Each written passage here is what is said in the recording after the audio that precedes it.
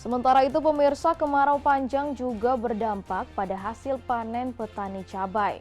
Petani mengaku harga cabai menurun akibat kekurangan air dan kualitas cabai.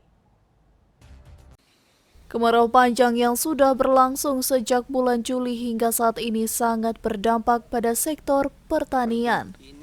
Di Kelurahan Meras, Kecamatan Bunaken, Kota Manado, para petani cabai mengaku akibat kekurangan air banyak dari tumbuhan cabai mereka yang kering dan gagal panen. Nah, itu jadi masalah bagi kami petani rica, kekurangan air. Jadi tanaman cabai itu tidak akan tumbuh bagus karena kekurangan air. Ini sudah kurang lebih hampir 3 bulan tidak turun hujan, sehingga bagi kami petani ini banyak tanaman yang mati karena memang tidak ada air. Kalau masa panennya, Pak?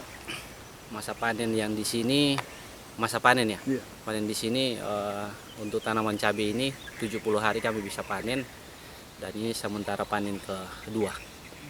Tidak hanya itu, akibat dari kekurangan air tersebut juga menurunkan kualitas yang akhirnya berdampak pada harga jual cabai yang menurun di bawah dari Rp25.000 per kilonya. Panen yang pertama 0,8, belum 1 kilo, punya 0,8.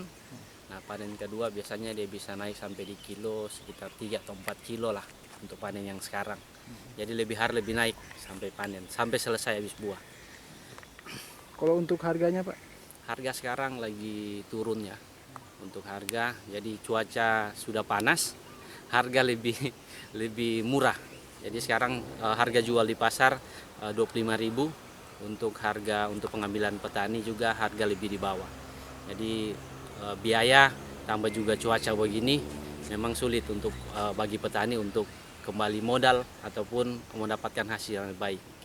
Harapan untuk pemerintah, kami petani lebih khusus yang ada di Kota Manado mempunyai harapan agar pemerintah boleh perhatikan kami, apalagi petani ini yang perlu dengan suplai air. Jadi kalau ada air yang bisa kami dapatkan dari pemerintah bantuan, kami petani sangat bersyukur kalau ada bantuan dari pemerintah. Itu harapan kami. Pihak petani pun sangat berharap bantuan dari pemerintah untuk menyediakan air bagi para petani di Kelurahan Meras tersebut. Eka Putra, Kawanua TV.